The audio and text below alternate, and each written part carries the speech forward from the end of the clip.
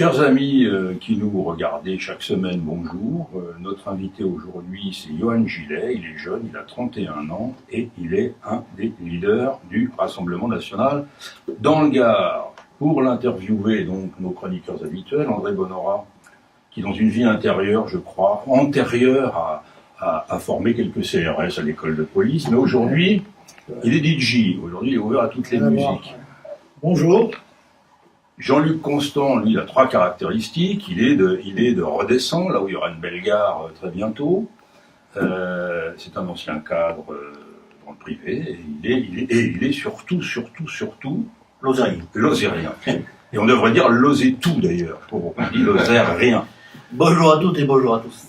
Et Pierre Carpentier, qui est lui un accélérateur de performance pour les sociétés qui se confient à lui dans la vie, dans la vraie vie. Bonjour à toutes et bonjour à tous. Voilà, donc Johan Gillet, 31 ans.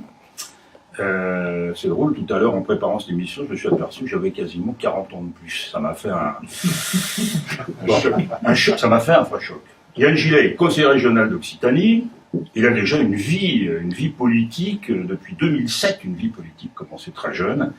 Et il a un palmarès déjà bien rempli. Conseiller régional d'Occitanie, président du groupe des élus Rassemblement national à la mairie de Nîmes et à l'Aglo. Il est conseiller national du Rassemblement national, donc au niveau du parti, en haut, à Paris, et il est directeur de cabinet du maire de Beaucaire, Julien Sanchez. Mais auparavant, il a été, parce que ça c'est important, directeur régional de société, c'est-à-dire qu'il a quand même, il n'a pas fait que de la politique, comme beaucoup, comme nombre d'hommes politiques du Gard. Il a travaillé dans le privé, il sait ce que c'est que la gestion, le management, le droit, etc. Et aux législatives de 2017, je cite les législatives de 2017 parce que je pense qu'il comptait les gagner, mais il ne les a pas gagnées. Il a fait 46% au deuxième tour face à Françoise Dumas. On dira un mot de Françoise Dumas tout à l'heure. Et il a fait 62% de voix à Beaucaire. Donc on voit bien qu'il y a un ancrage beaucairois qui est fort. Voilà, donc je laisse la parole à mes... Il y a des choses à rajouter dans ce... Déjà, bonjour, merci de m'accueillir. Et merci de me rajeunir, parce que j'ai 32 ans. Mais c'est toujours appréciable. Non, le curriculum vitae est plutôt complet. Tu n'as pas 40 ans de plus que Bio. Ça fait Non, pas 39 ans, donc.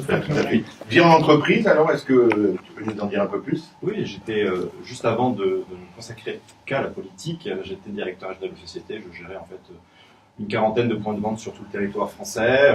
C'était une vie qui me plaisait bien. Je voyageais beaucoup. J'étais sur le terrain. J'avais à gérer à peu près 150 personnes, un peu éparpillées partout en France. C'était une très bonne expérience, et c'est vrai que c'est une vie qui était très agréable et que j'aimais beaucoup. Pourquoi ce changement alors? Quel virus t'a piqué? Oui. Pourquoi ce changement? J'ai toujours été intéressé par la politique et c'est vrai que en 2014, on a remporté la mairie de Beaucaire et c'est ouvert à moi une opportunité, celle de devenir directeur de cabinet du maire de Beaucaire, et j'ai sauté sur cette occasion. D'accord. Bon. Et comment se fait parce qu'au départ, tu étais de Normandie, ou c'est ça? J'ai beaucoup déménagé. Je suis breton à l'origine. Ouais. J'ai vécu en Normandie. Ma famille est éparpillée entre la Bretagne et la Normandie, principalement en Normandie. J'ai vécu en Touraine. J'ai vécu 10 ans à Paris également avant de venir ici dans le Gard. Et j'étais entre guillemets implanté dans le Gard depuis 2011 à peu près. Bon, alors moi j'ai une petite question. Comment ça se passe dans l'opposition à la mairie, à l'aglo Ça se passe, on fait notre travail d'opposant, on est les seuls opposants en réalité à la ville comme à l'agglo. Il y a très peu d'opposants aux exécutifs. L'opposition de gauche au conseil municipal est relativement absente, elle étudie peu ses dossiers. Alors c'est vrai qu'il y a un changement pour tout le monde depuis 2014, depuis que nous sommes rentrés au conseil municipal, nous sommes 7 élus. Dans le précédent mandat, il n'y avait pas d'élu du Front National. Donc c'est vrai que ça a changé les choses aussi pour l'exécutif, pour le maire en place, puisque nous travaillons nos dossiers, que nous votons pour les bons dossiers, mais nous savons aussi nous opposer avec fermeté sur les dossiers que nous pensons nuisibles pour la ville. Et c'est vrai que du coup ça change un petit peu la façon de faire du maire en place, qui n'avait pas l'habitude d'avoir une telle opposition face à lui. Ça se passe bien, mais c'est toujours difficile, parce que Jean-Paul Fournier a un caractère bien trempé, on lui connaît, on ne peut pas lui reprocher ça, il a du caractère.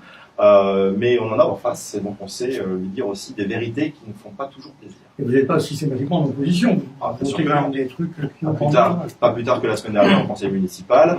Il a présenté par exemple une délibération dans le cadre du futur centre des congrès. Nous avons voté pour. J'ai pris la parole d'ailleurs pour dire que nous soutenions ce projet, pour une bonne et simple raison d'ailleurs, c'est que nous avions proposé ce projet sur le même lieu d'ailleurs qu'il va se faire en 2014. Et quand nous avions fait cette proposition en 2014, une semaine après, Jean-Paul Fournier avait repris cette proposition pour lui, pardon.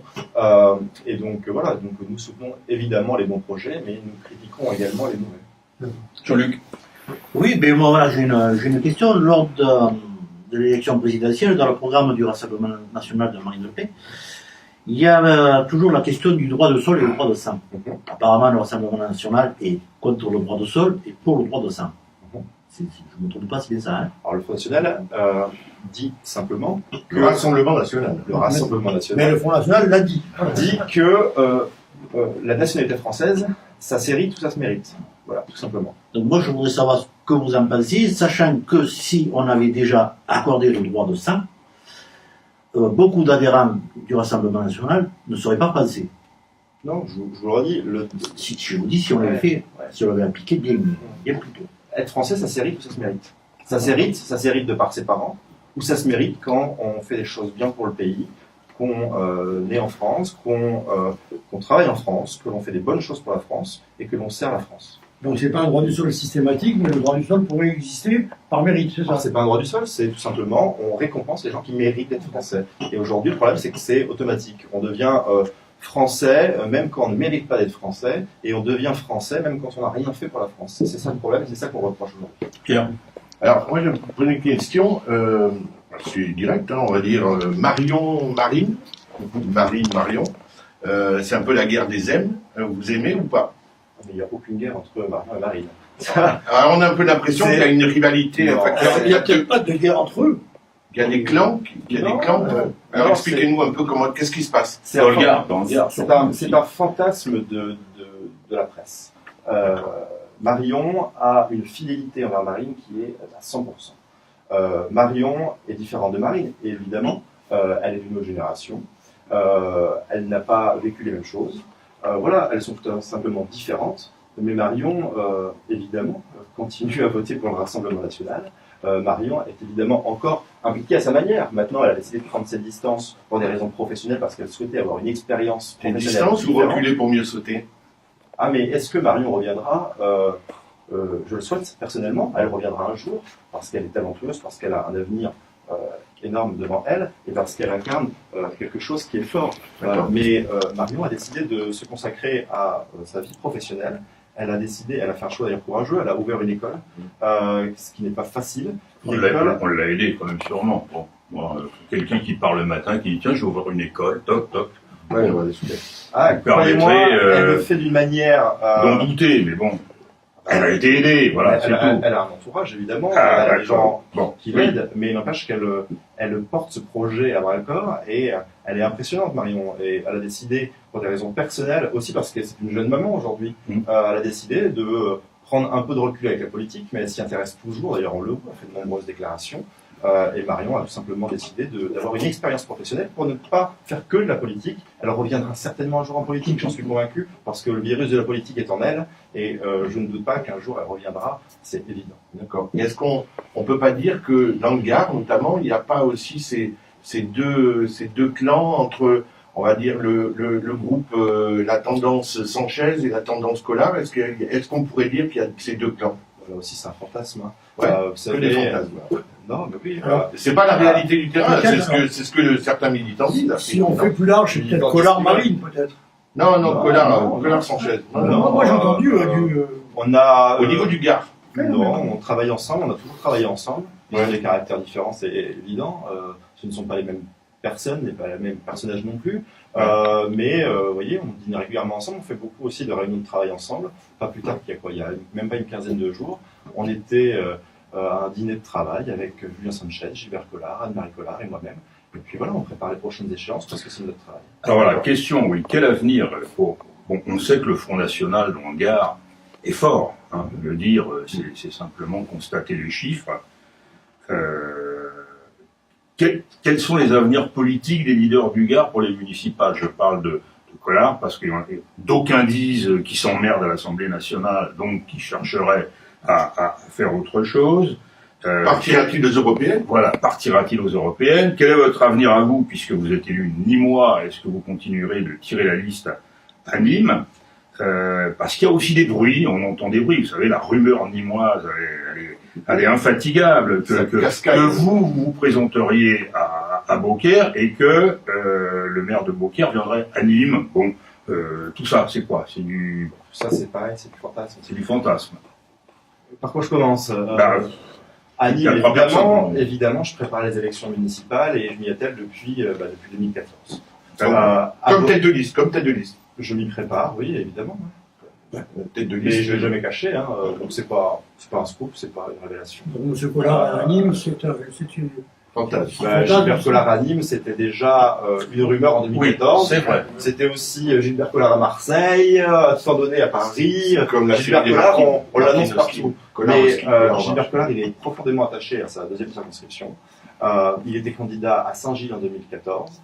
Il est profondément attaché à sa circonscription et aux villes qui la composent. Voilà. Il le sera encore sur Saint-Gilles, vous pensez?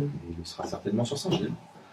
Donc voilà, et quant à Julien Sanchez, il n'a aucune envie de lâcher Beaucairois, vous savez. Julien Sanchez et Beaucaire, c'est un peu une histoire d'amour. C'est les Beaucairois qui sont tombés amoureux de lui, et lui qui est tombé amoureux de Beaucaire et des Beaucairois. Il fait un travail exceptionnel depuis 5 ans. Et voilà, il va continuer à travailler pour sa commune. D'autres ambitions en tant que comme ville du Gard au niveau du Rassemblement national? On a beaucoup de villes que l'on peut gagner. C'est-à-dire Il y en a plein. Je ne vais pas les énumérer parce Si, qu'après on va prendre ça pour on est là entre nous. Personne ne nous regarde entre nous. On va prendre ça pour des déclarations de candidature. Il y a Vauvert. Mais bien évidemment qu'on est en passe de remporter Vauvert, c'est très clair. Avec Nicolas Maisonnet. Avec Nicolas Maisonnet, par exemple, s'il le souhaite, ce sera à lui de le dire en temps voulu. Vous savez, on est très axé pour le moment sur les échéances européennes. D'accord. Il y a les européennes qui se préparent. Oui, c'est vrai. Et un enjeu très important, puisque là, on n'est plus du tout dans la même configuration qu'avant. Avant, on savait très bien qu'on arriverait en tête des européennes, parce que c'est toujours été un scrutin dans lequel on a été très performant. Et cette fois-ci, ça va bien au-delà. On est en train de préparer la prise du pouvoir du peuple au Parlement européen. C'est ça qui change tout aujourd'hui, c'est qu'on est en mesure d'avoir une majorité au sein du Parlement européen. Donc c'est très clairement ce que l'on prépare aujourd'hui. Les municipales, on les préparera dans un deuxième temps. Bien évidemment qu'on les prépare en amont, en off, et qu'on prépare nos projets locaux par-ci par-là. Mais évidemment que l'on est d'abord axé sur les européennes. Alors moi, je ne citerai pas le village, je connais un village qui est pas très loin de Nîmes, mais je ne citerai pas, où le maire est plutôt centre-gauche, et pourtant tout le conseil municipal est plutôt sympathisant. C'est le cas dans Voilà, beaucoup de villages. C'est quoi ta question? Non, mais je dis, tiens, c'est quand même bizarre, parce que Non, c'est une commune qui a fait 65% au présidentiel Oui, mais pour Marine Le Pen, et le maire est resté toujours en place, alors qu'il est centre-gauche, et pourtant, oui, je pense savoir de pourtant quelle commune vous parlez, mais il y en son a plein conseil comme ça. municipal est plutôt très à droite. C'est entre Nîmes et Beaucaire. Vas-y. Je vous le dirai plus tard. Non, mais il y a beaucoup de conseils Voilà, c'est un peu, municipaux dans le Comme il n'y a Gard. pas de liste dans ces petits villages, c'est des noms. Il y a beaucoup de conseils municipaux dans le Gard qui sont composés de gens de toute étiquette. Ouais. Parce que dans des villages, pas de liste il y a politique. moins cet aspect politique. Et c'est vrai qu'un certain nombre de maires ont dans leur majorité des gens de toutes obédiences politiques, avec notamment des gens du Rassemblement national, évidemment. Mais c'est assez sain d'ailleurs, je trouve, parce que dans un village, on ne gère pas les choses de la même manière que dans une ville plus importante. Après, je reviendrai un peu sur la tendance Marine Le Pen, Marion, etc. Parce que moi, j'ai parlé avec des élus des conseils municipaux Front National, que je connais, et qui étaient très mécontents de l'intervention présidentielle de Marine Le Pen, et qui n'aimaient plus tellement Marine Le Pen, et qui étaient plutôt vers M. Collard. Est-ce que vous avez... Il y a Alors, je ne sais pas s'il y a pas de différence entre Est-ce qu'il n'y a pas de tendance et Marine Le Pen. Est-ce que vous avez regardé de nouveau, depuis ce fameux débat, est-ce que vous l'avez regardé à nouveau en replay? C'est intéressant de le regarder parce que quand on le regarde aujourd'hui, on voit les choses vraiment différemment, et on se rend compte qu'au final, Marine Le Pen avait raison sur toute la ligne. Moi, c'est ce que m'avaient dit des gens du Gard. Moi, je suis pas d'accord sur tout ce que vous dites, et c'est pas grave. Moi, la question plus générale, c'est est-ce que vous êtes jeune? Alors, la jeunesse, c'est bien, hein, d'avoir 32 ans. Est-ce que vous pensez vraiment que le FN le RN est un parti de gouvernement, c'est-à-dire un parti qui peut gouverner. Quand on voit ce qui se passe en ce moment, gouverner la France, avoir des ambassadeurs, avoir une politique extérieure, vous êtes sûr que vous êtes fait pour ça? Je suis convaincu. Que le parti est fait pour ça? J'en suis convaincu, mais vous savez, on disait la même chose de Macron à l'époque. Il a personne autour de lui. Le résultat n'est pas... On est d'accord. Mais vous savez, Marine Le Pen, elle prépare sa prise du pouvoir depuis très longtemps. Mais quand on a vu ce débat, on parlait du débat tout à l'heure, dans ce débat, elle a fait montre que c'était pas une femme d'État. C'était tellement évident, c'était tellement gros. Mais oui, c'est mon avis, bien sûr. Vous savez, il faut replacer les choses dans leur contexte. On est dans une campagne électorale dure. La présidentielle, c'est quelque chose de dur. Marine Le Pen était seule contre tous, était attaquée par tout le monde. Elle s'en est pas cachée d'ailleurs. Elle était malade ce jour-là, elle avait été bloquée. Elle était dans un état à tel point qu'elle avait failli annuler sa participation au débat quelques heures plus tôt. Elle n'a pas voulu annuler parce que on n'aurait pas compris, les Français n'auraient pas compris, et la presse s'en serait servie contre elle.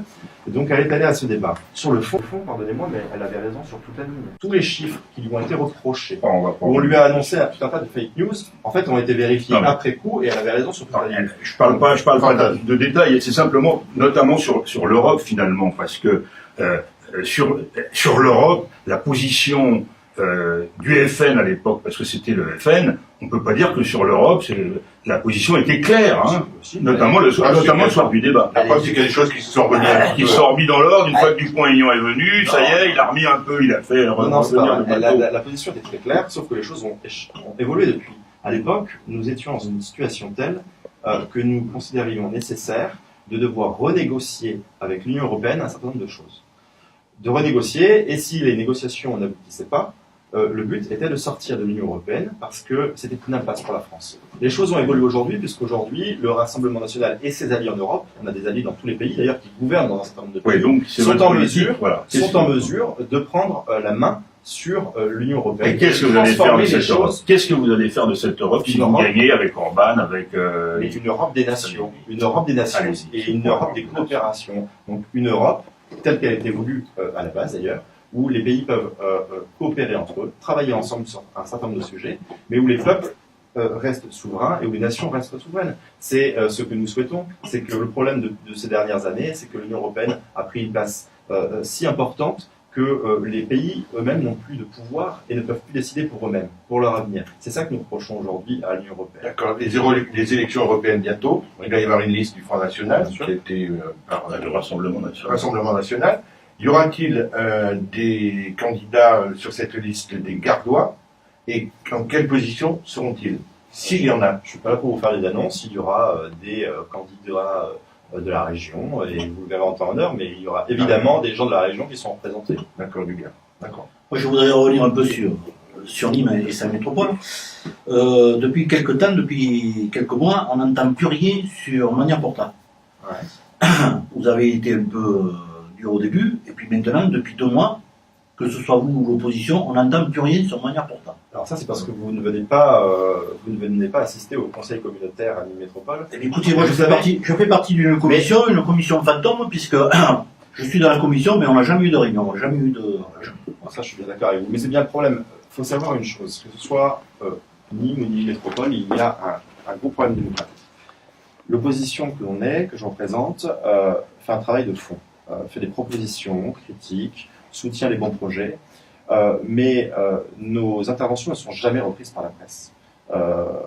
Objectif Gare, un temps, était objectif et donnait la parole à tout le monde, il y a quelques années maintenant. Midi Libre a toujours joué ce jeu de ne jamais donner la parole ou de minimiser nos interventions. C'est une réalité aujourd'hui. Et aujourd'hui, on a beaucoup de mal, c'est vrai, en tant qu'élu d'opposition, à faire connaître nos positions parce que, tout simplement, la presse ne joue pas le jeu, elle ne fait pas son travail. La presse, aujourd'hui, dans le Gard, est très clairement a pris parti contre nous et est là pour essayer de nous savonner, quoi, et tente de nous tuer en ne parlant pas de nous. Contre vous et pour qui, alors? S'il y a un contre, il y a un pour. Selon vous, c'est que la presse, c'est pour le sens du vent, quoi. Si le vent tourne à droite, ça va à droite, si ça va à gauche, ça va à gauche. Là, le vent, il va plutôt vers nous, mais pour le coup, ils viennent pas vers nous. c'est pas ce qu'on leur demande simplement d'être objectif. Aujourd'hui, la presse, très clairement, est principalement Midi Libre. Midi Libre ne fait pas son travail. Parce qu'il n'y a pas que le Front National, je vois que ce soit les élus de gauche, la France Insoumise, tout ça. Oui, mais eux, Il y a une omerta complète sur manière portable. oui, mais eux, les élus de gauche, Personne ne dit rien. ne travaillent pas leur dossier et interviennent de manière démagogique sur ce dossier-là. Donc, nous, on a une position très claire. On était, à la base, opposés à ce projet. On était opposés à ce projet parce que, déjà, il y avait des études à l'époque qui avaient été menées, des études confidentielles, qui ne sont jamais sorties officiellement, même si on a réussi à se les procurer, qui montraient bien qu'il ne fallait pas faire ce projet là où il est prévu. Manière portable, pour resituer tout ça, c'est ce qui était nous autour de la gare de Montluel. Oui, tout à fait. C'était la gare en elle-même qui posait problème. Nous, notre position à la base, c'était il n'y a certainement pas besoin d'une gare TGV en dehors de la gare de Nîmes Centre. Si les études nous montrent qu'il y a nécessité d'avoir une gare TGV, ok. Mais nous étions dans ce cas-là pour faire une gare TGV à côté de l'aéroport de Nîmes-Garons. Pourquoi ? Pour avoir un vrai pôle d'échange multimodal, pour avoir à la fois un pôle sur le transport ferroviaire, pour essayer de relancer aussi notre aéroport, et puis parce que la proximité avec Nîmes était bien plus logique. La proximité avec Nîmes est la même. Sur l'aéroport de Garon, non, elle est un peu plus courte. Mais Pas du tout, je pense pas. des études confidentielles qui ne sont jamais sorties ont prouvé que l'implantation d'une gare TGV à Manduel, Redescend, peu importe, était plus coûteuse pour tout le monde. Parce que les terrains, notamment, étaient plus chers là-bas, et qu'en plus, l'aspect technique était bien plus compliqué, il y avait des nœuds ferroviaires, etc. La SNCF, dans un rapport confidentiel, a très clairement dit, d'une, il n'y a pas nécessité d'avoir une gare TGV, parce qu'il y a largement de quoi faire sur Nîmes Centre qui n'est pas du tout saturé, contrairement à ce qui se Pendant dit. 30 ans, Et ensuite, ce rapport disait aussi, s'il doit y avoir implantation d'une gare TGV, il faut plutôt l'implanter ailleurs, et pourquoi pas à proximité de l'aéroport de Nîmes-Garons. Voilà la réalité. Donc nous, on s'est opposé à la base à une gare TGV sur ce principe-là.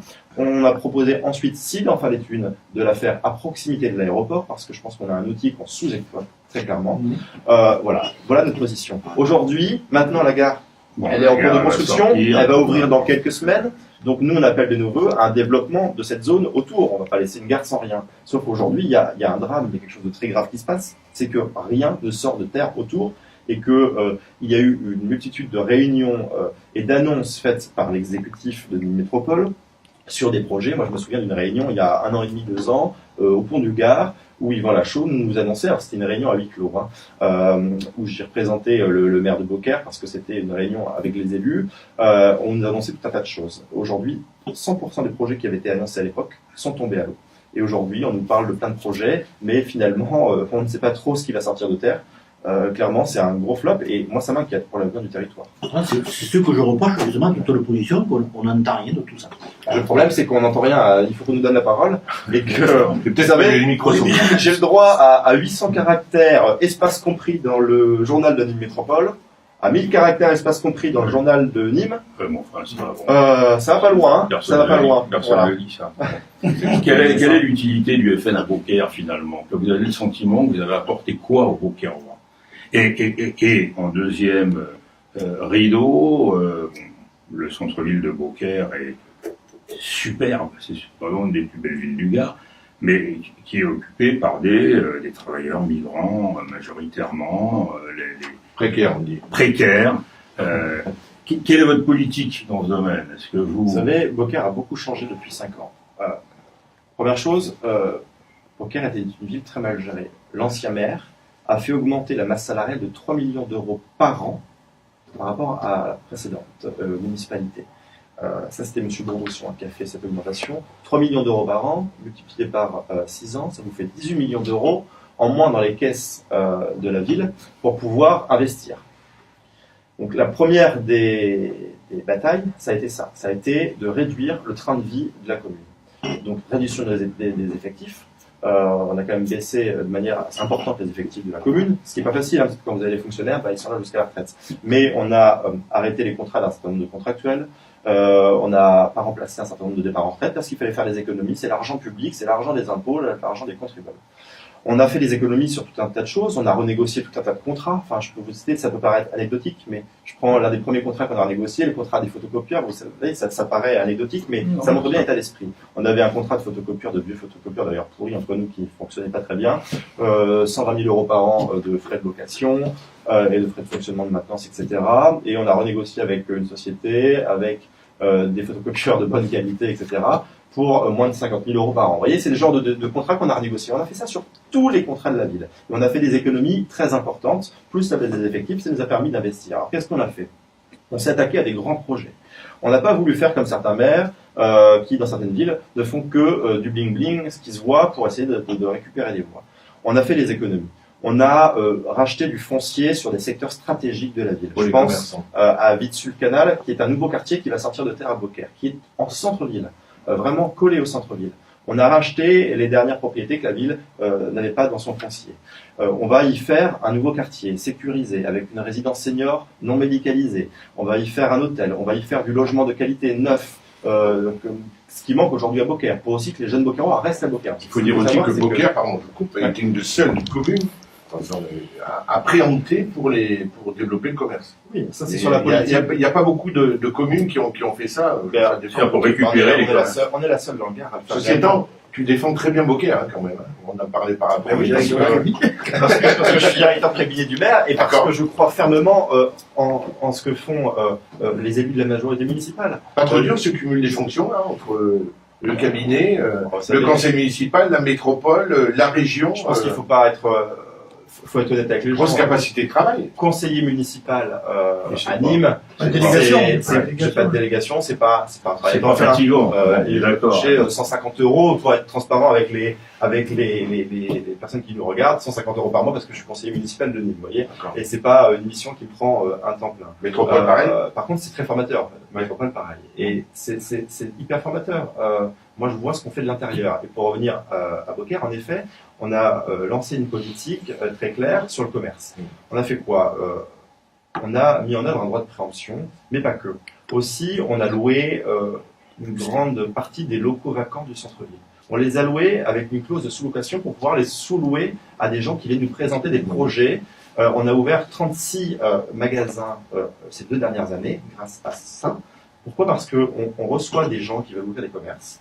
On leur applique une réduction de 30% sur le loyer les 2 premières années pour qu'ils puissent se lancer et pour qu'ils puissent venir s'installer à Beaucaire. Et ça fonctionne. Et j'en ai parlé samedi dernier à l'adjointe en charge du développement économique à Nîmes, et je lui dis, mais qu'est-ce que vous attendez pour faire ça aussi à Nîmes? C'est essentiel. Et je lui dis, je pourrais ne pas vous le dire, ne pas vous rendre service, et mettre ça dans mon programme en 2020 pour les élections. Mais ça roule pour vous. Non, c'est pas ce que Non, sur le développement économique, c'est madame, j'ai pas son nom. Oui. C'est pas grave, c'est pas grave. Et est-ce que dans ceux qui investissent ces boutiques, il y a des gens d'origine migrante ou d'origine étrangère? Ou est-ce que c'est on regarde pas la carte d'identité des gens et leurs origines. Moi, j'en connais honnêtement, et en dehors de l'aspect politique, qui ont été vraiment très contents, notamment le restaurant, l'épicerie de Cécile dans la place Vieille, qui avait une toute petite structure qui a été connue, j'allais dire mondialement, ça va lui faire plaisir, pour ses repas de midi, et qui a eu l'opportunité justement que la commune de Beaucaire reprenne la partie gauche et qui lui a développé son affaire, et j'étais très content. L'épicerie de Cécile. Et je pense que ce qui est important, c'est de savoir, est-ce qu'on peut pas se dire que Beaucaire était quand même une vitrine importante pour le Rassemblement national. C'est-à-dire que Beaucaire ne devait pas vous ne devez pas vous gourer sur Beaucaire, parce que c'est pour montrer aussi, c'est un argument disant, voyez, on est capable, par rapport à la question qui a été posée tout à l'heure, on est capable de gérer une ville. Voilà. C'est pas ça aussi. Oui, mais c'est pas une question. Et vous n'êtes pas raté, honnêtement, c'est vrai que. C'est pas une question de vitrine, hein. Nous, on n'est pas partis dans cette optique-là. Est-ce qu'on est. Quand même, vous n'avez pas le droit de vous gourer à Beaucaire. Mais vous n'aviez pas le droit de vous gourer à une vitrine dans le parti, quand même. On n'a pas le droit de se gourer à Beaucaire, pour les Beaucairois avant tout. Notre idée, c'était pas de faire une vitrine à Beaucaire. Est-ce que ça nous sert de carte de visite, entre guillemets? Oui, bien évidemment. Est-ce que Beaucaire est un exemple? Oui, parce que on sait très bien que aujourd'hui, c'est un exemple même de gestion saine, rigoureuse. Enfin, je veux dire, c'est bien une chose qu'on ne peut pas reprocher à Julien Sanchez, D'une, c'est sa capacité de travail. C'est un travailleur acharné. D'ailleurs, tous les Beaucairois le reconnaissent, même les opposants. Parce que, vous savez, le seul à être en mairie 7 sur 7, de 7h du matin jusqu'à 23h, parfois plus en mairie, à travailler ses dossiers, c'est lui. Et même ses opposants ne lui reprochent pas ça parce qu'ils savent très bien que c'est un bosseur et qu'il veut faire tout simplement bouger sa vie. Et c'est ce qu'il fait. On parlait du centre-ville sur ce niveau-là, mais il y a aussi la grande opération façade qu'il est en train de lancer avec des subventions très importantes pour les particuliers pour redorer l'image de la ville, parce que vous disiez que Beaucaire est une belle ville, c'est vrai. Oui. Beaucaire a plus, par exemple, de bâtiments classés, Oui. QSES. Non, mais je sais, D'accord. moi je sais. Donc Beaucaire est une belle expérience que vous avez acquise. Mais évidemment, Maintenant, 2020, comment vous voyez les choses à Nîmes 2020, candidat Johan Gillet? je me battrai avec la même énergie. C'est-à-dire, c'est quoi, Je c'est quoi vos ambitions? Comment vous voyez les choses en 2020 sur Nîmes? Qu'est-ce que vous La- ferez que L'axe les autres n'ont numéro pas fait 1, qui est le même axe en fait qu'à Beaucaire, c'est premièrement des économies sur le fonctionnement, ça me paraît essentiel. Et deuxièmement, le développement Donc quoi, alors des économies de fonctionnement, c'est sur le personnel, je ne me cache pas que personnel de la il faut- mairie, il faut- métropole? sur les deux. Mais il je faut me cache pas. mutualiser. S'il y avait. Alors, la mutualisation, enfin, on peut en reparler oui et non. Enfin, c'est Ok, pas forcément là-dessus. Mais que ce soit à Nîmes ou à Métropole, je dis très clairement, on peut baisser de plusieurs centaines de postes. Bicéphale, les effectivement. têtes Pardon municipales, métropole, le Rassemblement national, 2 personnes ou une seule personne? C'est-à-dire, le maire de Nîmes sera le président de l'agglo, ou il y aura 2 personnes différentes dans votre esprit? Moi, je pense que le maire de Nîmes doit être président de la métropole. Je pense que c'est sain, je pense que c'est important.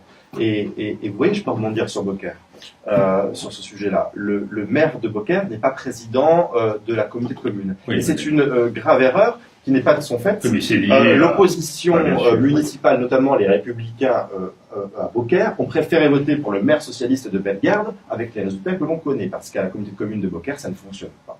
Rien ne va et toutes les compétences qui sont gérées par la communauté de communes ne fonctionnent pas. C'est très clair et je pense que d'ailleurs les habitants ont bien compris et que les choses vont grandement évoluer en 2020 de ce côté-là. Et c'est pareil à Nîmes. Je pense Sur que- l'interview de M. Martinez, il va nous dire que oui, ça fonctionne. Oui, bien sûr, mais allez voir les Beaucairois, mais pas que, allez voir les habitants de toutes les communes. Je veux dire, c'est très clair. Et le maire de Beaucaire est plébiscité et est réclamé par les habitants de toutes les villes de la communauté. Donc Nîmes, projet, réduire les frais de fonctionnement Notamment. dans Nîmes et Nîmes métropole. Et l'axe Pas d'autre. principal doit être le développement économique. C'est ce que je reproche depuis le début à Jean-Paul Fournier, à Yvan Lachaud. La priorité, c'est le développement économique. Pourquoi? Aussi bien pour l'emploi que pour une gestion saine. Pour une gestion saine, on ne peut pas continuer, comme c'est le cas aujourd'hui, à avoir des taux de chômage importants sur Nîmes, à avoir quand même plus de la moitié des habitants de Nîmes qui ne payent pas l'impôt. Je reproche rien aux gens qui ne payent pas l'impôt. C'est Non, c'est dans c'est- le Gard. La pauvreté, c'est la c'est pauvreté. ça. Mais on ne peut pas continuer C'est le à Gard. développer la ville avec. Il faut faire venir tout simplement Des sur gens le qui territoire paient des les gens impôts. qui payent les impôts, des classes moyennes, c'est important. Mais pour ça, il faut de l'emploi, il faut du développement économique, ce qui est le néant aujourd'hui. Moi, ce que je reproche aujourd'hui aux exécutifs de Nîmes et de Nîmes Métropole, c'est de ne pas faire leur boulot de VRP. Parce que moi, je considère qu'un élu, c'est un VRP qui doit aller voir les entreprises, les chefs d'entreprise, Bah, ils ont même mis les en grosses place boîtes. les Et ambassadeurs. il ne faut pas se Alors, contenter d'envoyer des courriers. Vous voyez, Qu'est-ce que vous en pensez? Ils ont Sur- mis en place un ambassade, les Oui, ambassadeurs de c'est un peu Nîmes, ça, et ils ont recruté un cadre dédié à ce quel boulot-là. résultat? Oui, enfin, ils ont changé combien de fois de cadre en l'occurrence. Non, mais là, Les choses ne fonctionnent pas. Ah, c'est telles qu'elles Lily sont aujourd'hui qui a été recruté Ouais, pour ouais. faire ce boulot-là. Aujourd'hui, rien n'avance. Mais est-ce Rien qu'il n'avance. y a du n'avance pas. foncier sur la commune Oui. pour installer nos entreprises? Il y a encore du foncier? Mais non seulement il y a du foncier, mais attention, il ne faut pas penser qu'en foncier libre aujourd'hui, qui pourrait se construire. Il y a aussi tout plein d'endroits qui peuvent être restructurés. Oui. Il faut arrêter d'ailleurs cette bêtise d'ouvrir des zones aussi commerciales un peu partout qui vident la précédente qui a été construite, etc. À un moment donné, il faut avancer, il faut pouvoir aussi restructurer des quartiers existants. Mais j'en reviens au centre-ville. C'est un exemple qui me parle beaucoup. Centre-ville aujourd'hui, quand vous demandez à la majorité municipale ce qu'ils font pour le commerce de centre-ville, ils vous disent qu'ils vont solliciter les entreprises, les chaînes, etc. avec de simples courriers. Mais non, comment on fait pour trouver de nouveaux commerces qui s'installent en centre-ville, par exemple? Eh bien, on prend son bâton de pèlerin, on va voir les entreprises, on demande à avoir des rendez-vous avec les chefs d'entreprise et on essaie de les convaincre et on leur vend la ville. Ils viennent de recruter, là encore, un cadre de haut niveau dédié à ce que vous dites là. Ils viennent de le recruter. Ils viennent de le recruter. Ils en cherchent un. Ils en cherchent un. Et Au bout de plusieurs mandats, il serait temps. on va aller un peu vite parce qu'on a quasiment terminé, le temps est passé. Est-ce que vous avez peur depuis quelques jours? Peur de quoi? Peur de quoi? Françoise Dumas vient d'être Ah oui. nommée dans une task force. Alors, le task force, c'est quelque chose. Je déteste le franglais, donc pour moi, c'est un gros avion, le task force. Elle va mettre toute son énergie, force opérationnelle, C'est à quoi ne sert pour lutter contre le Front National. Ça vous inspire quoi? Parce que vous la connaissez bien. J'ai très peur et je n'endors plus. Je n'endors plus. Je n'endors plus parce que c'est vrai que Françoise Dumas, pour lutter contre le racisme national, elle est douée quand même. Grâce à elle, on a gagné au moins, entre autres à elle, on a gagné moins 25 points sur Nîmes. Sur sa circonscription, on est passé de 39% à Beaucaire à 62 aujourd'hui et certainement plus demain.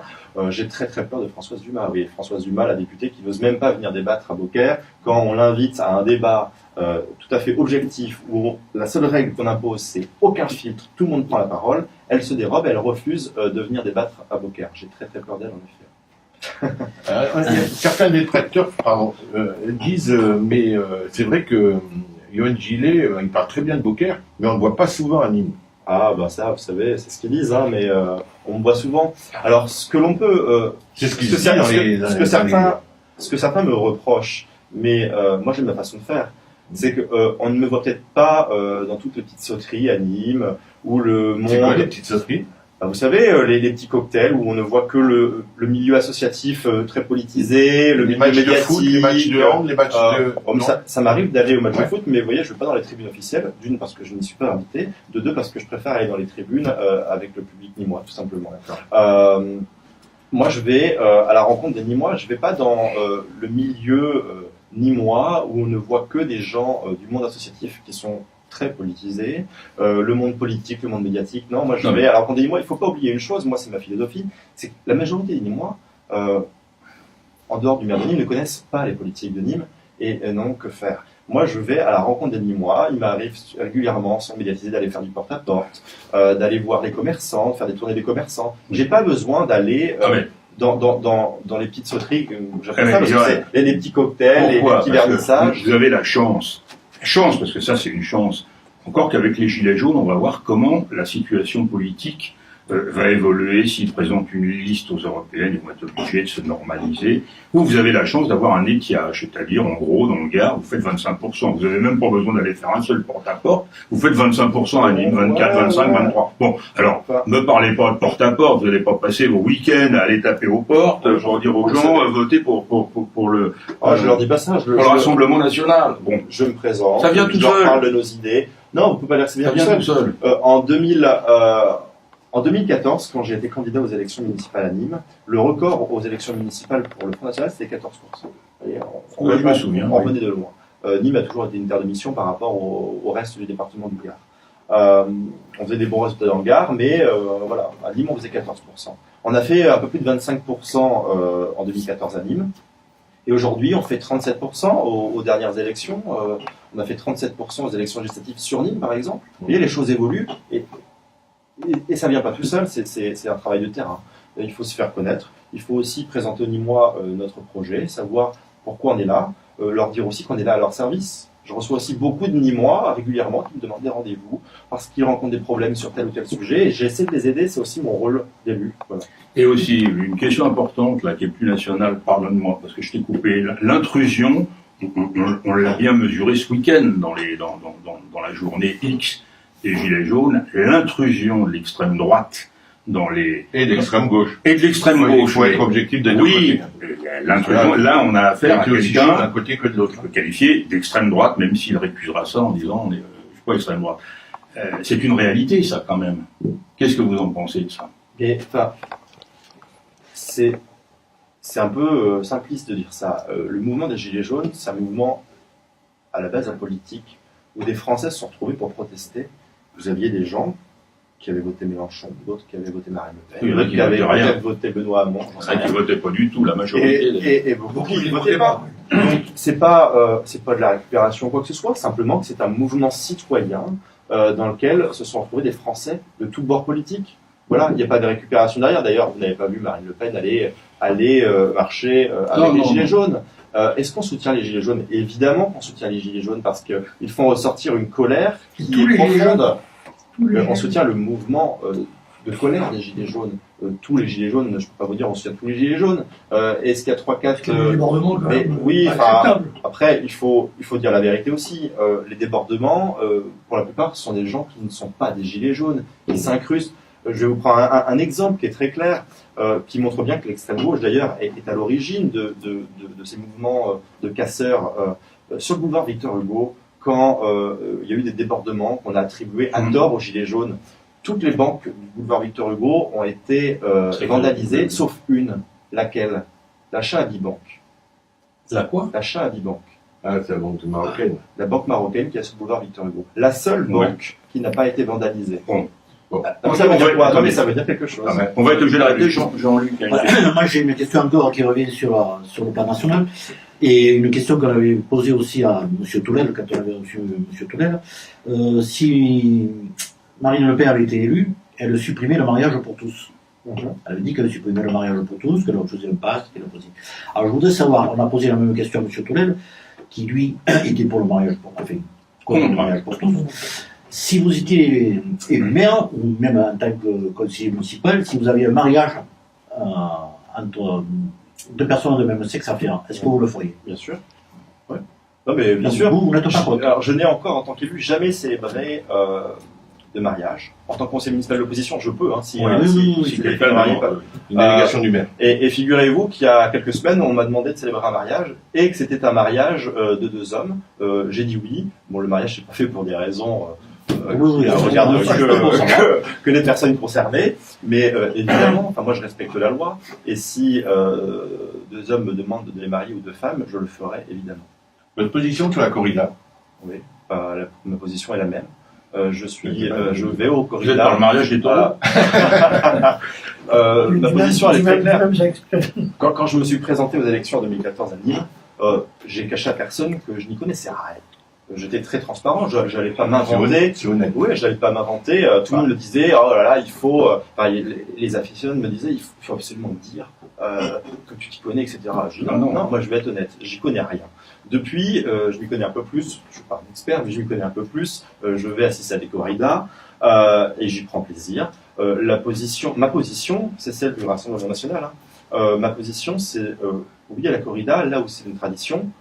Non à son export en dehors des territoires. M. Collin a été contre au moment des élections. Monsieur Collard, il Ouais. dit ce qu'il Il veut. a été contre. Il n'était pas très était clair. contre Ah, Sarah, merci, il a dit parce qu'il avait Marie-Sarah en face de lui. Voilà, c'est pour ça c'est qu'il- ça. Ah oui. Sa Donc il a position, fait un peu là. s'il était contre, j'en sais rien. En tout cas, ce n'était pas la position officielle du Rassemblement Alors que national. c'est très bien qu'il va. Et il a j'ai été déjà ça. vu, j'ai déjà croisé, Ouais, c'était politique. j'ai déjà croisé Gilbert dans les arènes à une corrida, donc vous savez. Bien, donc on va être obligé d'arrêter. Donc chacun veut dire peut-être un dernier mot. Mais moi, je vais simplement dire un petit mot, comme aujourd'hui, c'est jeudi, jour de la Saint-Valentin. Ma phrase de conclusion que j'utilise à chaque fois, et d'autant plus d'actualité, c'est « Aimez-vous les uns les autres Sur les autres, moi je ». dis. Toi, tu as... Alors moi, j'ai rien dit. Je remercie M. Gillet qui a fait. Voilà. Ouais. On vous remercie d'être venu. Moi je dirais Merci à vous. simplement un Johan Gillet qui ne manifeste pas dans la rue, donc c'est un gilet jaune. Je dirais même un gilet jaune. Jeune. Merci. Voilà. Merci. Merci. Au revoir.